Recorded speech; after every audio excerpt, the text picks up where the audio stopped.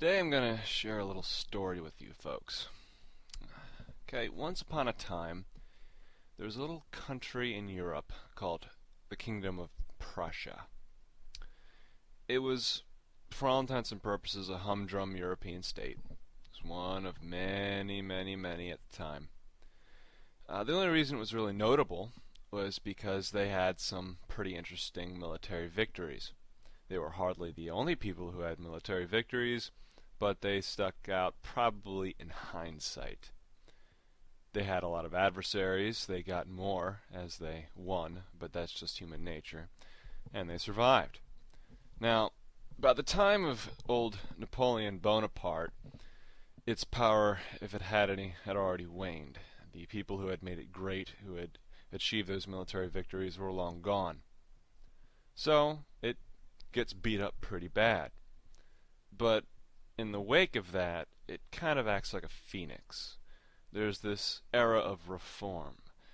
All different kinds of reforms to make the education system better, to bring the military back up to par, to encourage the arts. They even give franchisement to the Jews. So, this country, Prussia, it builds this strong culture. Okay, it combines solid education, great works of art and music, and another thing is it forms a military which is founded on the premise of personal initiative. To say nothing of discipline, they rely on personal initiative. They value individuality just as much as they value discipline. Now, at some point, a guy called Bismarck works his way up to the top. Under his tutelage, Prussia vies for control of the Germanic states around it with Austria, and essentially wins. And they form the German Empire, which is the foundational state of modern Germany. Now, at this point in history, this enlarged Prussia, this Germany which is essentially dominated by this Prussian state, this Prussian culture, it becomes the cornerstone of European peace. Under Bismarck, instead of going out and trying to colonize places, instead of vying for imperial control, instead of completely destroying their enemies and wiping them out like some kind of total war, they settle for the status quo of peace. With that comes economic and scientific advancements, the likes of which we haven't really seen since. Most of the great scientific advancements that the world has seen are direct descendants to things which were found during these periods. Now, at some point, this Iron Chancellor Bismarck, who has been keeping the peace in Europe for all intents and purposes, gets ousted by a 29-year-old monarch who has both of his lineage, his grandfather and his father, die within the same year. So you have this egoist, this kid. He takes Germany with all of its might, all of its power, all of its national pride, everything that it has ever built up to this point, and essentially throws caution to the wind. He saber rattles without any thought of the consequences. He talks big and throws around a big navy, which completely sours relations with Britain, which they were actually great friends with. Alienates Russia, which is what pushes Russia towards France. So, cue needless World War I, which totally decimates an entire generation of young men and has lasting repercussions on the progress of human civilization. Okay. Now, Prussia and Germany wasn't perfect. They certainly had social issues that they needed to address, and were doing so at a very, very slow pace, if at all, in certain places. But it was kept together. No one could deny that things were working, things were progressing very well. Now, end of World War I, all of these tensions come to a head because there's this perceived lack of confidence in the government. Certainly in the government of this guy and his cronies. And you have all of these factions, everything from social democrats to socialists to communists to far-right monarchists, loyalists, you name it. And they essentially go through a civil war of sorts. It's not quite as big, and it doesn't seem to be called that quite as often in history books, but for all intents and purposes it was. And while all the other countries of the world are either putting themselves back together from World War I, or reaping the fruits of not having been involved in it, looking at you, US, Germany is suffering from internal revolt. And lo and behold, who puts it back together but a Prussian general? A guy who is essentially Bismarck Mark II, Paul von Hindenburg. Now again, Hindenburg is not the kind of guy who is a great social reformer. You know, he's not the most enlightened guy of the bunch. But he's sensible. He wants peace and quiet. He knows that the army is a very effective tool even in defeat, and that if he can hold on to those core values which made it such the powerful fighting force that it was, that it lasted so long, that you can bring order and stability and peace back to Germany. And so they do. But they don't quite bring enough, because obviously things have been soured. So this guy, Hindenburg, tries to hold things together right up to the point of senility. He's actually going senile when Hitler becomes chancellor. And that's essentially after every single avenue has already been broached. Oh, ones which were available to them anyway. So, what do you have now? You've got an even bigger egoist named Adolf Hitler, who takes all of these Prussian virtues, namely obedience, and he holds them up as German virtues. They're exploited.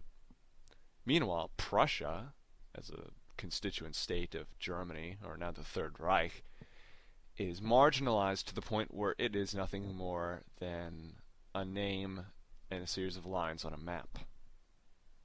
There's only one Germany and one Volk.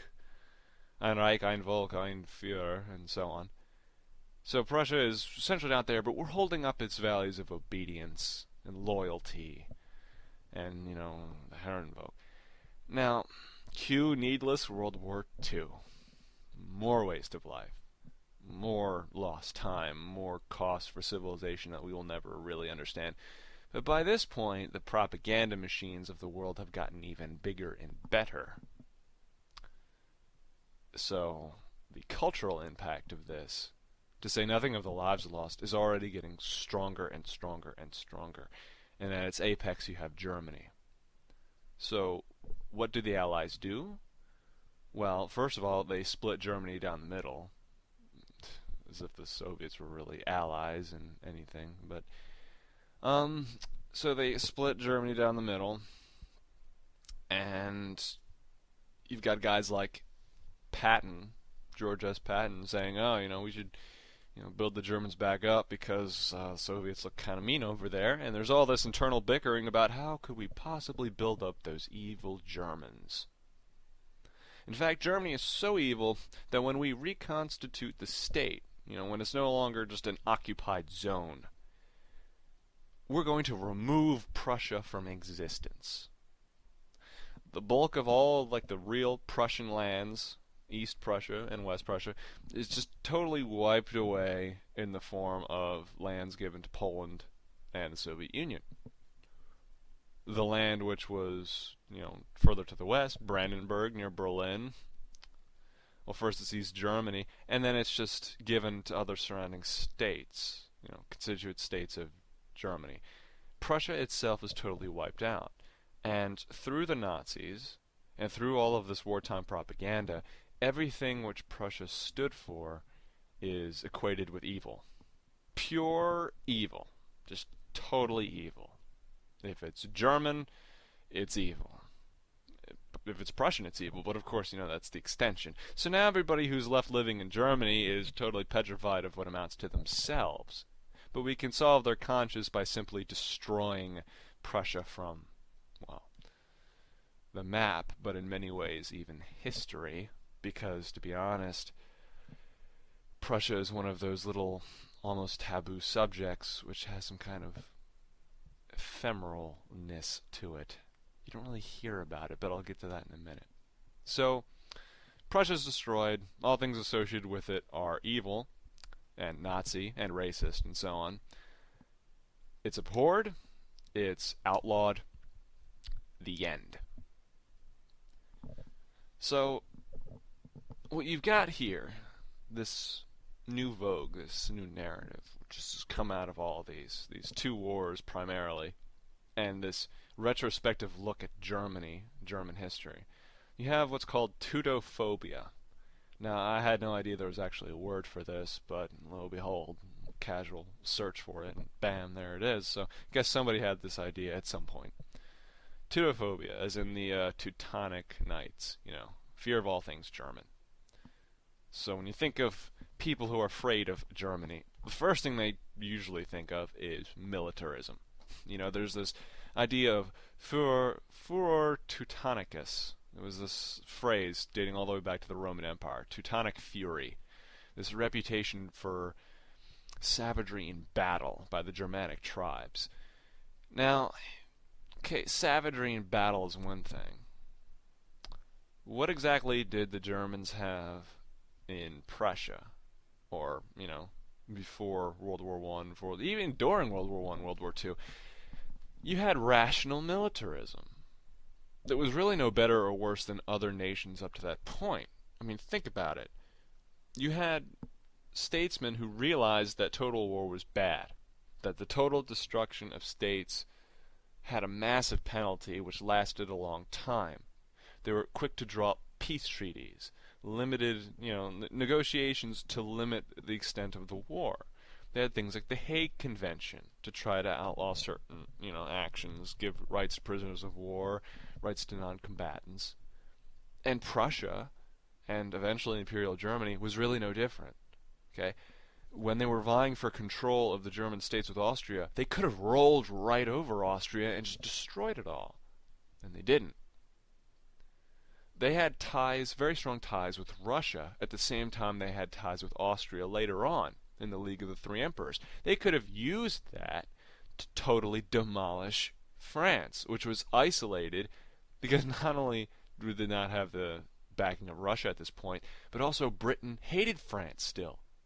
So Germany could have used all those things, that piece of Europe which it had obtained, to just create a one-sided front and destroy France. Take all of its colonies, reduce it to a puppet at best.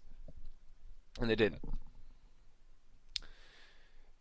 There's all these other accomplishments, these cultural accomplishments, these famous composers, these works of art, these scientists, all of these other accomplishments.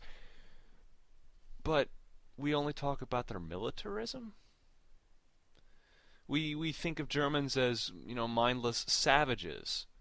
And yet, the accomplishments of Prussia and Germany were won through discipline, order, valor. They might have been competent, but they weren't barbaric. I mean, all war is barbaric. Let's face it, killing people is barbaric. But they were no better or worse off than virtually every other Western nation around. You can no more blame them than you can blame the United States for expanding, for Britain for having its wars, go back and call all Frenchies evil people for Napoleon, whatever. But it's an unwarranted stigma of militarism just because they were more competent. The conflating competence with barbarism. I mean, not to be a Nazi apologist, but you can even step up the game and focus at hardcore World War II facts, because the Nazis are always said as evil. The Allies had strategic bombing, terror bombing, as one of their primary tenets prior to going into war. And they used it. They firebombed cities, they killed millions of people.